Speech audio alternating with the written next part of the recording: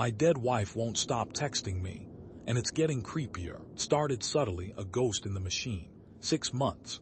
6 months since the screech of tires, the flashing lights painting the rain-slicked asphalt red, the agonizing silence that followed. 6 months since Emily. I'd wake up drenched, heart hammering, the image of her car crumpled against that oak tree seared onto my eyelids. Dr. Reed called it acute grief response. I called it hell. Then the first text, a Tuesday, 9:17 a.m. Don't forget to pick up milk. You always forget. My breath hitched. It was exactly the kind of message Emily would send. Mundane, familiar, a small, loving reminder. I stared at the number. It was her number, still active. Impossible. I called it. Nothing, just ringing, then voicemail. Her voice. God, her voice. I hung up before the beep. Probably a glitch, Dr. Reed said during our session that afternoon. A crossed wire.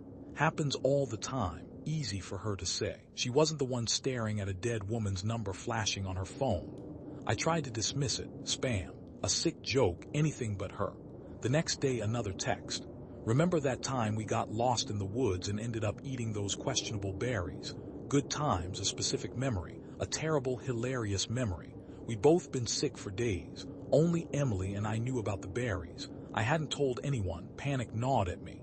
I replied, "Who is this?" No response. The texts continued, each one chipping away at the fragile wall I'd built around my grief.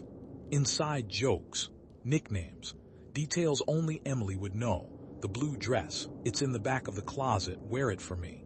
I hadn't touched her clothes, couldn't bring myself to. The blue dress, it was her favorite. I went to the closet, heart pounding. There it was, the blue dress. I called the phone company. A disinterested voice on the other end walked me through a series of automated prompts, finally concluding that there was nothing they could do without a police report. "Sir, are you saying someone is harassing you?" I don't know, I stammered. Sarah, my colleague and closest friend, tried to be supportive. "Liam, it's probably some kind of scam. People can spoof numbers, right? Maybe someone stole her identity." She was trying to be logical, but her words offered little comfort. The messages felt intimate, too specific. Then the shift. The creepiness dialed up a notch. He knew Liam. He always knew. Who was he? Don't trust the rain. What the hell did that even mean? Sleep became a luxury I couldn't afford. I'd lie awake for hours, staring at the ceiling, my phone clutched in my hand, waiting for the next message. The silence was almost worse than the texts themselves. I started researching Emily's past, digging through old photos, yearbooks, anything to find a clue. I knew her, or I thought I did, but maybe there were things she'd kept hidden. Everyone has secrets, right? I found an old photography blog hidden behind layers of encryption. It was Emily's, I was sure of it. The style was hers, the subjects familiar. But there were also photos I didn't recognize, dark, unsettling images of abandoned buildings, shadowed faces, unsettling landscapes. And then the accident. I drove out to the site, a winding stretch of highway just outside the city. The air was thick with the scent of pine and damp earth. A crude memorial had been erected, a faded bouquet of flowers, a small wooden cross. I knelt down, touching the rough bark of the oak tree that had ended her life. A wave of grief washed over me, so intense it almost knocked me off my feet.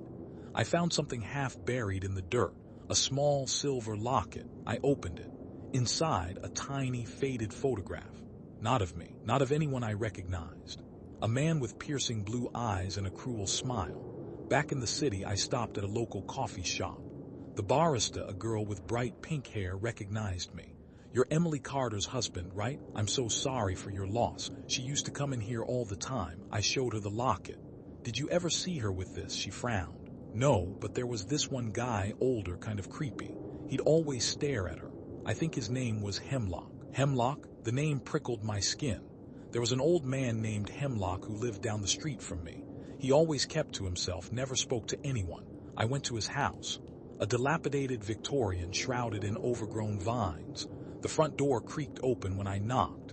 Hemlock stood in the doorway, his eyes like chips of flint. "You're Emily's husband," he rasped. "Leave the dead to rest." "Who are you?" I demanded. "What do you know about Emily?" He just stared at me, his silence more menacing than any words.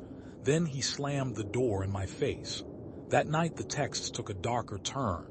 "You could have saved her, Liam. You were too late." Guilt. It was a constant companion. I'd been working late that night, hadn't answered my phone. If I'd left earlier, if I'd been there for her, Detective Davies, a weary-looking man with a perpetual 5 o'clock shadow, listened to my story with a mixture of skepticism and pity. "Mr. Walker, I understand you're going through a difficult time, but there's no evidence of any crime here. It sounds like someone is playing a cruel prank." I showed him the texts, the locket, the photos from Emily's blog. He remained unconvinced. "I'll look into it," he said noncommittally. Texts escalated. "She was afraid of the dark, you knew that. Why didn't you protect her? The truth is buried, you have to dig." Dig where? I started seeing things. Shadows moving in the periphery of my vision. Whispers in the dead of night. The feeling of being watched constantly. One text stood out from the others. "Go to the antique shop on Elm Street, midnight. You'll find what you're looking for." The antique shop. It was abandoned, boarded up for years. Everyone said it was haunted. I told Sarah about it. "Liam, don't go. This is insane, it's clearly a trap." But I couldn't ignore it, I needed answers. Midnight. The street was deserted. The antique shop loomed in the darkness, its windows like empty eye sockets. I pried open the boarded-up door. The air inside was thick with dust and the smell of decay. Shadows danced in the corners of the room, illuminated by the beam of my flashlight. The shop was a labyrinth of forgotten treasures, antique furniture, dusty portraits, porcelain dolls with vacant stares. It felt like stepping back in time, and then I saw it, a small hidden door behind a bookshelf. I pushed it open, revealing a narrow staircase leading down into the darkness. My heart pounded in my chest. This was it. The stairs led to a small, damp cellar, and in the center of the room a single spotlight illuminated a table. On the table, Emily's belongings, her camera, her journals, her favorite scarf. I picked up one of the journals. The pages were filled with cryptic entries written in her familiar handwriting. But there were also drawings, strange symbols I didn't recognize. And then my phone rang. Emily's number. I answered it, my voice trembling. "Hello?" A distorted voice crackled on the other end. It sounded like Emily, but wrong, twisted. "You found it," the voice said. "You found the truth. Who is this?" I demanded. "What do you want?" "I am Emily," the voice hissed. "And I know what you did." "What are you talking about?" "The accident wasn't an accident, Liam. It was planned, and you were supposed to be in the car with me." My blood ran cold. "He paid me to keep quiet," the voice continued. "He paid me with our lives. Now you will pay too."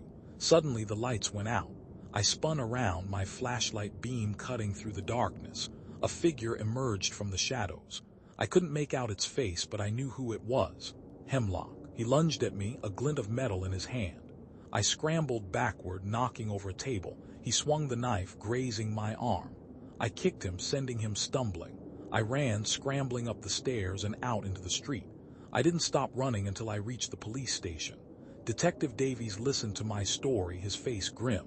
He dispatched officers to the antique shop. They found nothing. The shop was exactly as it had been, abandoned and untouched. No hidden cellar, no Emily's belongings, no sign of Hemlock. Davies looked at me, his eyes filled with concern. "Mr. Walker, I think you need help. This is getting out of hand." I was admitted to a psychiatric ward. They ran tests, gave me medication. Dr. Reed visited me every day, trying to piece together what had happened. "It could have been a fugue state," she said. "A result of extreme stress and trauma. Your mind could have created these events as a coping mechanism." Maybe she was right. Maybe I was losing my mind. I was released after a week. The text messages had stopped. Hemlock had disappeared. The police investigation had stalled. I returned to my apartment, feeling empty and defeated. The silence was deafening. I tried to rebuild my life. I went back to work. I saw Dr. Reed regularly. I even started dating again. But the feeling never left me. The feeling of being watched. The feeling that something was still out there, waiting. One night I woke up to a strange noise, a faint clicking sound. I sat up in bed, my heart pounding. The sound was coming from my phone. I picked it up. There was a new text message. It was a photograph of me sleeping in my bed, taken from inside my apartment, and below the photograph a single chilling sentence. "I'm always watching."